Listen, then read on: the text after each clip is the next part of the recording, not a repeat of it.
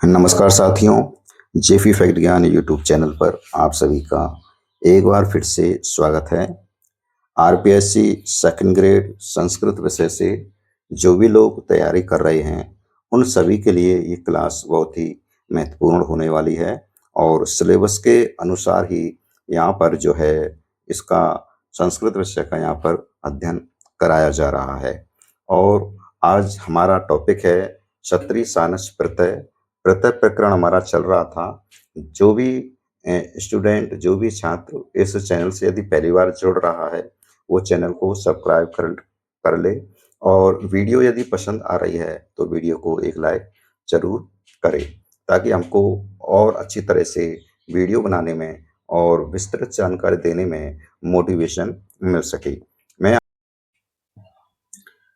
इसके साथ में मैं आपको एक और महत्वपूर्ण सूचना देना चाहता हूं कि 2026 में जितने भी एग्जाम हो रहे हैं, उन सभी एग्जामों का जो पैटर्न है वो बदल चुका है। पहले क्या होता था कि पहले वन लाइनर क्वेश्चन आया करते थे और उनका जवाब भी हम वन लाइनर क्वेश्चनों में दिया करते थे, आवासादा यानी ऑब्जेक्टिव टाइप में। लेकिन अब ऐसा नहीं है। अब 2026 में जितने भी एग्जाम हो रहे हैं, उन सभी एग्जामों में जो आपके क्वेश्चन हैं, उन क्वेश्चनों का पैटर्न बदल चुका है। उन क्वेश्चन में जो किस तरह के क्वेश्चन आ रहे हैं, वो आपके विश्लेषणात्मक क्वेश्चन आ रहे हैं। यानी आपके जैसे कि सत्रि प्रत्यय है और सत्रि प्रत्यय दे दिया कि सत्रि सत्रि और सानस प्रत्यय के बारे में आपको क्या करना है, मिलान करना है। तो उसमें पूरी जो पॉइंटों के हिसाब से डिटेल लिख देता है और डिटेल लिखने के बाद में फिर उसको मिलान करवाता है। तो मिलान संबंधी क्वेश्चन ज्यादा आ रहे हैं, यानी आपका विश्लेषणात्मक ऑब्जेक्टिव टाइप क्वेश्चन बहुत ज्यादा आ रहे हैं। इसलिए इन जो आपको तैयारी करनी है वो वन लाइनर क्वेश्चनों के हिसाब से आपको तैयारी नहीं करनी है। आपको किस तरह से करनी है, आपको विश्लेषणात्मक या व्याख्यात्मक रूप से आपको अपना माइंड सेट करना होगा और तभी आप उन क्वेश्चनों को हल कर पाएंगे। और इस क्लास में शुरू से ही जो है वन लाइनर क्वेश्चन नहीं पढ़ाए जा रहे हैं। यहाँ पर जो है पूरा विश्लेषणात्मक और व्याख्यात्मक तरीके से पूरा एक एक पॉइंट क्लियर करा करके यहाँ पर पढ़ाया जा रहा है। तो जो भी इस वीडियो को यदि देख रहा है, वो वीडियो को लाइक कर ले और चैनल को सब्सक्राइब कर ले। तो चलिए आज पढ़ते हैं सत्रि सानस प्रत्यय। सत्रि सानस प्रत्यय के बारे में हम, जैसे कि इसमें क्वेश्चन आता है। पहले क्या होता था कि एक धातु दे देती और धातु दे दिया होता था और उसमें कह देता कि सत्रि प्रत्यय को आप जोड़िए, इसमें कौन सा रूप बनेगा। तो इस तरह से पहले वन लाइनर क्वेश्चन होते थे, लेकिन अब ऐसा नहीं है। अब पूरा डिटेल्स, पूरी व्याख्या आपको समझनी होगी कि सत्रि सानस प्रत्यय का प्रयोग के जो नियम है वो कौन कौन से नियम है, उनको पॉइंट कौन कौन से बनते हैं, कहाँ कहाँ से बनते हैं। तो चलिए पहले देखते हैं कि सत्रि और सानस प्रत्यय। सत्रि सानस प्रत्यय का जो सूत्र है वो दिया है, लटे शत्रु सानच व प्रथमा समाधि करणे। लटे शत्रु सानच व प्रथमा समानाधि करणे। आपको ये सूत्र मान के चलिए दे दिया है और ये शत्रु यहाँ से बीच में से हटा दिया जाए। अगर आप सो कहे कि लटे शत्रु सानच व प्रथमा समानाधि करणे, इस सूत्र से कौन सा प्रत्यय लगता है। तो इस सूत्र से कौन कौन से प्रत्यय लगते हैं, एक तो क्षत्रिय प्रत्यय और एक सानस प्रत्यय लगते हैं। दूसरा में क्षत्रिय और सानस प्रत्यय में क्या याद रखना है कि लटे यानी लट के स्थान पर, यानी वर्तमान काल के अर्थ में इस क्षत्रिय और सानस प्रत्यय का प्रयोग होता है। तो दो पॉइंट हो गए। दो पॉइंट कौन कौन से, पहला तो सूत्र का पॉइंट हो गया कि लटे शत्रु सानच व प्रथमा समानाधिकरण, ये पॉइंट हो गया। दूसरा क्षत्रिय सानस प्रत्यय का पॉइंट क्या हुआ कि वर्तमान काल के अर्थ में इस क्षत्रिय सानस का प्रत्यय का प्रयोग होता है। और तीसरा पॉइंट क्या है कि लट के स्थान पर, जो लटे स्थान है, लट के स्थान पर बताइए किस प्रत्यय का प्रयोग होता है, तो क्षत्रिय सानस प्रत्यय का प्रयोग होता है। और इस क्षत्रिय सानस प्रत्यय को क्या कहा जाता है, शित प्रत्यय कहा जाता है।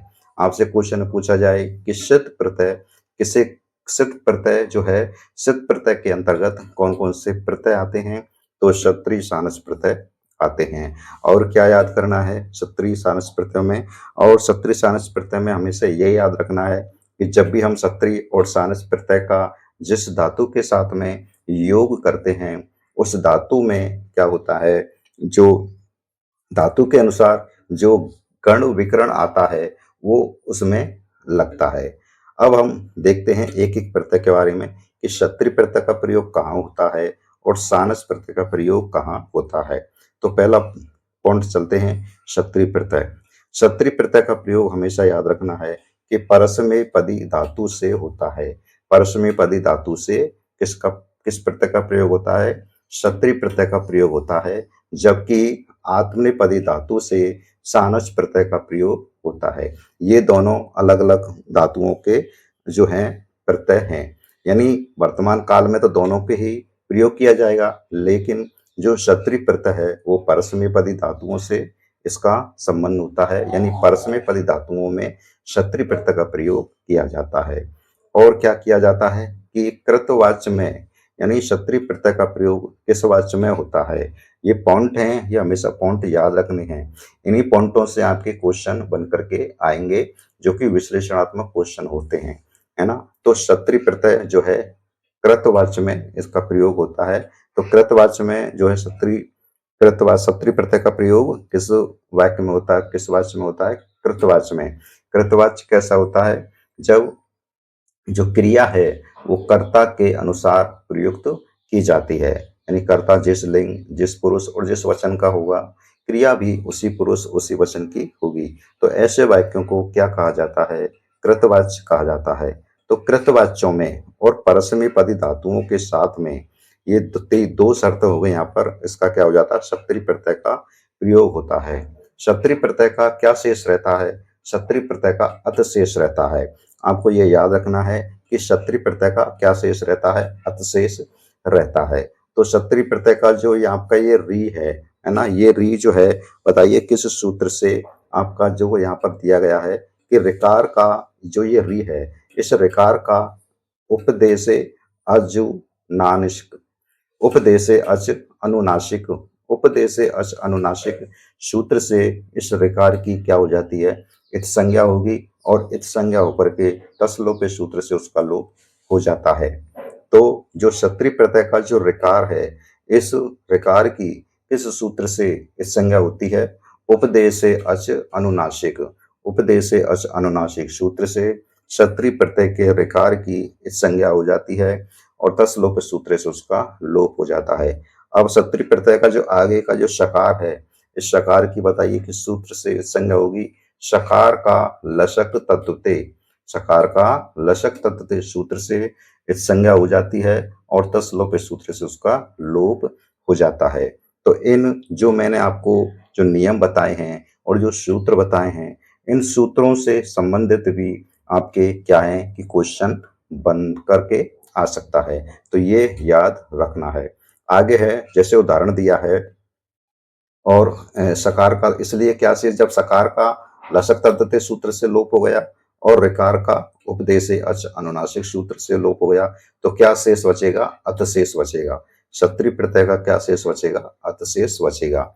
आगे एक सूत्र है विदे शतुर्वसु, विदे शतुर्वसु, विदे शतुर्वसु, विदे शत्रुवसु सूत्र क्या कहता है कि ये कहता है कि शत्रु के स्थान पर वसु आदेश कब होता है? विद धातु के साथ में, यानी विदे, यानी जहां पर विद धातु आ जाती है, तो विद धातु के बाद में यदि हम क्या करते हैं? क्षत्रिय प्रत्यय लगाते हैं, तो क्षत्रिय प्रत्यय के स्थान पर, है ना, क्षत्रिय के स्थान पर क्या आदेश होगा? वसु आदेश होगा, केवल विद धातु के साथ में। तो ये याद रखना है। जैसे उदाहरण दिया है, विद विद विद धातु है, विद धातु के साथ में क्षत्रिय प्रत्यय लगाएंगे। क्षत्रिय प्रत्यय का जो ये आपका ऋकार है, इसकी उपदेशे अच अनुनासिक सूत्र से इसकी संज्ञा करके तसलोप सूत्र से इसका लोप कर देंगे, और क्षत्रिय प्रत्यय का जो शकार है, इसकी लसक तद्धिते सूत्र से इस संज्ञा करके इसका लोप कर देंगे। तो क्षत्रिय प्रत्यय का क्या शेष रहेगा? अत शेष रहेगा। आगे लिखते हैं विद प्लस अत। अब ये अत आ गया है, क्या आ गया है? अत। अब यहाँ पर विद है, तो ये सूत्र क्या कहता है कि विदे शतुर्वसु, विदे शतुर्वसु सूत्र कहता है कि यदि विधि के साथ में क्षत्रिय प्रत्यय का प्रयोग किया जाता है तो इस अत के स्थान पर यानी क्षत्रिय प्रत्यय के स्थान पर क्या आदेश होगा? वसु आदेश होगा। तो आगे क्या हुआ है कि विद प्लस वश, इस अत का क्या हो गया है? वश, वश रूप बन गया है। और वश रूप बन करके जब हम इसको संयुक्त करते हैं तो क्या रूप बनेगा? विध्वंस। क्या बनेगा? विध्वंस। और जब इसके विध्वंस का जब हम रूप चलाते हैं तो रूप चलाने के लिए क्या होता है कि आपकी सुप प्रत्ययों का प्रयोग किया जाता है। और जब हम सुप प्रत्ययों का प्रयोग करेंगे तो रूप चलाते समय क्या रूप बनेगा? विद्वान। तो विद्वान के किस तरह से रूप चलते हैं वो आपको उसी तरह से रूप चलाने हैं। तो मूल क्या बना? विद्वान। तो इस तरह से ये आपको याद रखना है। अब देखते हैं कि जो क्षत्रिय प्रत्यय है वो क्षत्रिय प्रत्यय का प्रयोग अधिकांशतः किस तरह से किया जाता है। तो क्षत्रिय प्रत्यय का प्रयोग जो है पटु धातु प्लस क्षत्रिय प्रत्यय, इसका अशेष रहता है और अर्थशेष रहता है। तो क्या हो रहेगा? जो आ है वो इस आ जो है वो इस हलंत वाले जो धातु का जो अंतिम ठकार है इसमें चला जाएगा और क्या शेष बचेगा? पट पठतु, पठत रूप बनेगा। मूल शब्द क्या बनेगा? पठतु। जब हम इसका रूप चलाते हैं पुल्लिंग में, स्त्रीलिंग में, नपुंसकलिंग में, तो रूप चलाने के लिए क्या रूप बनेगा आपका? पठनु। यानी आपको ये याद रखना है कि क्षत्रिय प्रत्यय के योग में, योग से, है ना, क्षत्रिय प्रत्यय के योग से शब्दों के पुल्लिंग में पठत के समान रूप चलेंगे और स्त्रीलिंग में नदी के समान आपके रूप चलेंगे। और जो है नपुंसक लिंग में यदि हम रूप चलाते हैं तो जगत के समान रूप चलेंगे। यानी क्षत्रिय प्रत्यय युक्त जो शब्द है उसके रूप जो हैं तीनों लिंगों में यानी पुरुष लिंगों में पठत के समान चलेंगे, तो और आपके स्त्रीलिंग में नदी के समान चलेंगे और नपुंसक लिंग में जगत के समान चलेंगे। क्षत्रिय प्रत्यांत शब्द के प्रथमा एक वचन के अंत में, यह हमेशा याद रखना है कि क्षत्रिय प्रत्यांत शब्द के प्रथमा एक वचन के अंत में क्या, जब भू क्षत्रिय प्रत्यय जब जुड़ता है तो क्या बनता है आपका? अनु रहता है। क्या रहता है? अंत में अनु रहता है। जैसे इसमें दिया है जैसे कि पट प्लस क्षत्रिय प्रत्यय, तो क्या रूप बना? पठनु। इस तरह से रूप बनेगा। आगे दिया है अर्च, अर्च जो है अर्च प्लस क्षत्रिय प्रत्यय, तो क्या रूप बनेगा इसका? बताइए। अशेष रहेगा तो क्या रूप बनेगा? अर्चन। ना आएगा पहले, यानी अंत में क्या रहता है? अनु रहता है। फिर से सुनिएगा कि जो क्षत्रिय प्रत्यांत शब्द के प्रथमा एक वचन के अंत में क्या क्या क्या शब्द रहता है? अन शेष रहता है, यानी अन बोलेगा, यानी अनु लिखेगा और अन ही बोला जाएगा। तो जैसे कि क्षत्रिय अर्च अर्चना करना और क्षत्रिय प्रत्यय लगाते हैं, शेष रहता है, दोनों का योग करते हैं तो क्या रूप बनेगा? अर्चन। इसी तरह से अर्चन अर्चना करते हुए। अच्छा, इसका जब हम हिंदी अर्थ करते हैं तो क्या करते हैं? अर्चन अर्चना कर रहा है, अर्चना कर रहा है। चलनु, चलन प्लस क्षत्रिय प्रत्यय, तो चल चल धातु है मूल और क्षत्रिय प्रत्यय है तो क्या रूप बनेगा? चलन। इसी तरह से और भी अनेक धातुएं हो सकती हैं, जैसे कि कुप है, कुप माने क्रोध करना, कुप धातु के साथ में क्षत्रिय प्रत्यय लगाते हैं तो कुप्यन हो सकता है। क्रंद रोना, तो क्रंदन, क्षत्रिय प्रत्यय लगाते हैं तो क्रंदन। छाम्यन खनन, गड़यन गर्जन, गर्जना करना, तो गर्जना कर रहा है। तो इस तरह से अन आएगा अंत में, क्षत्रिय प्रत्यय के साथ में आपको पहचानना है तो क्या आता है? अन आपको दिखाई देगा, अन आपको सुनाई देगा। यानी कहने का मतलब है कि क्षत्रिय प्रत्यांत शब्द के प्रथमा एक वचन के अंत में अनु रहता है ना? प्रथमा एक वचन के अंत में क्या रहता है? अनु रहेगा। तो उम्मीद करता हूं आपको ये क्षत्रिय प्रत्यय का जो प्रयोग है वो अच्छी तरह से समझ में आ गया होगा।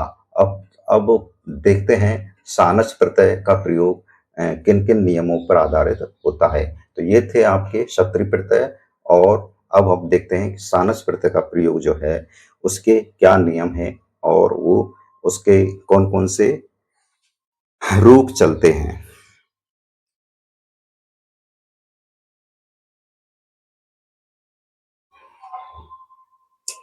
आगे देखते हैं हम कि सानच प्रत्यय है। अभी आपने ये पढ़ लिया था पूरा कि क्षत्रिय सानच प्रत्यय हम पढ़ रहे थे, और क्षत्रिय सानच प्रत्यय में दोनों में ही एक नियम है कि लटे, कि दोनों प्रत्ययों का प्रयोग जो है वो लट के स्थान पर होता है। अब हम देखते हैं सानच प्रत्यय। तो सानच प्रत्यय जो है वो सानच प्रत्यय बताइए आपकी किस प्रकार की धातुओं में इसका प्रयोग किया जाता है। यहाँ पर लिखा है कि आत्मनेपदी धातु के साथ में जो सानच प्रत्यय है वो आत्मनेपदी धातु के साथ में कर्मवाच्य में प्रयोग किया जाता है। तो यहाँ से भी जो सानच प्रत्यय के संबंध में जो है वो आपके कुछ पॉइंट बनते हैं कि बताइए सानच प्रत्यय का प्रयोग होता है आत्मनेपदी धातु के साथ में। बिल्कुल सत्य बात है। सानस प्रत्यय का प्रयोग होता है कर्मवाच्य में। बिल्कुल सत्य बात है। और सानस प्रत्यय का जो प्रयोग होता है वो लट के स्थान पर होता है। अब आपको बताना है कि जो सानस प्रत्यय है वो सार्वधातुक संज्ञक है। ये भी सत्य बात है। तो इस तरह से क्वेश्चन आपको आजकल को जो 2026 में जितने भी एग्जाम हो रहे हैं वो इस तरह से क्वेश्चन देखने को मिल रहे हैं। तो इसलिए इनकी हमेशा डिटेल और व्याख्या आपको याद रहनी चाहिए।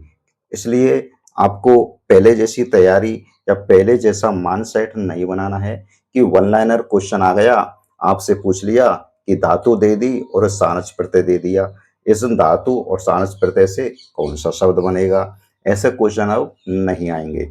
आपको क्या है कि पूरा डिटेल्स जो है उसकी पढ़नी, व्याख्या समझनी होगी। तो सानस प्रत्यय है और सानस प्रत्यय जो है वो आत्मनेपदी धातु के साथ होता है। सानस प्रत्यय कर्मवाच्य वाले वाक्यों में प्रयोग किया जाता है। सानस प्रत्यय जो है वो लट के स्थान पर इसका प्रयोग होता है। और सानस प्रत्यय जो है सार्वधातुक संज्ञक है। सार्वधातुक संज्ञक दोनों ही हैं। सत्री सत्री प्रत्यय भी है और सानस प्रत्यय भी है। सत्री प्रत्यय और सानस प्रत्यय दोनों के बारे में पूछे तो दोनों ही क्या हैं, सार्वधातुक संज्ञक हैं। सानस प्रत्यय का क्या शेष रहता है, सानस प्रत्यय का आन शेष रहता है।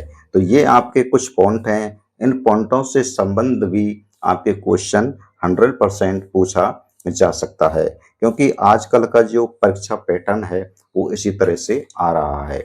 आन मुके आने मुके सूत्र से क्या होता है कि आने मुके जो सूत्र ये कहता है कि जब हम किसी धातु में सानस प्रत्यय लगाते हैं और सानस का आन परे होने पर, है ना, सानस प्रत्यय में का आन परे होने पर शप आदि विकर्ण से युक्त अदंत धातु को क्या हो जाता है, आपका मुख आदेश हो जाता है। क्या कह रहा है आन मुके सूत्र ये कहता है कि सानस प्रत्यय परे होने पर, यानी सानस प्रत्यय का आन शेष रहता है। यह भी पढ़ा था कि सानस प्रत्यय का क्या शेष रहेगा, आन शेष रहेगा, चाहे वो आन परे हो या सानस प्रत्यय परे हो। आन मुके सूत्र क्या कहता है कि सानस प्रत्यय परे होने पर, है ना, धातु के जो आपका शप आदि विकर्ण है, जब हम धातु के साथ में इस सानस प्रत्यय को लगाते हैं, है ना, तो उस धातु को हम जब लगाते हैं तो धातु में क्या होते हैं, विकर्ण होते हैं। जैसे कि आपने जब रूप देखे होंगे बहुत सी जगह, जैसे कि चुर है ना, चोर माने चोरी करना। लेकिन जब हम रूप चलाते हैं तो चोर यति, तो यह यति कहाँ से आ गया, तो या जो आया वो क्या हुआ, आपका विकर्ण हुआ। इसी तरह से ये कह रहा है कि आनमुखी सूत्र क्या कहता है कि जिस धातु के साथ में हम सानस प्रत्यय लगा रहे हैं उस सानस प्रत्यय में क्या होता है कि जो धातु के साथ में जो विकर्ण होता है उस विकर्ण के स्थान पर क्या आदेश होगा, मुक यानी माँ का आगम होगा, यानी मकार का आगम होगा। आप सीधा सीधा ये समझिए कि आनमुखे सूत्र से सानस प्रत्यय लगाते समय धातु और सानस प्रत्यय के मध्य में किसका आगम होगा, मुख का आगम होगा, आन का आगम होगा।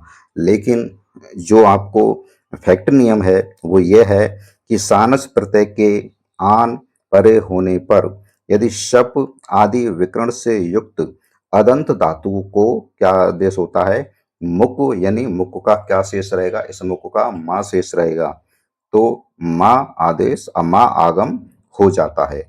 उदाहरण में देखते हैं, जैसे कि पच है और इसका जब हम रूप चलाते हैं तो पचती पच पचंती रूप चलाते हैं। तो इसका जब हम रूप चलाते हैं तो इसके इसके पच धातु का जो आपका विकर्ण होगा वो कौन सा होगा, शप। और शप का क्या शेष रहता है, आशेष रहता है।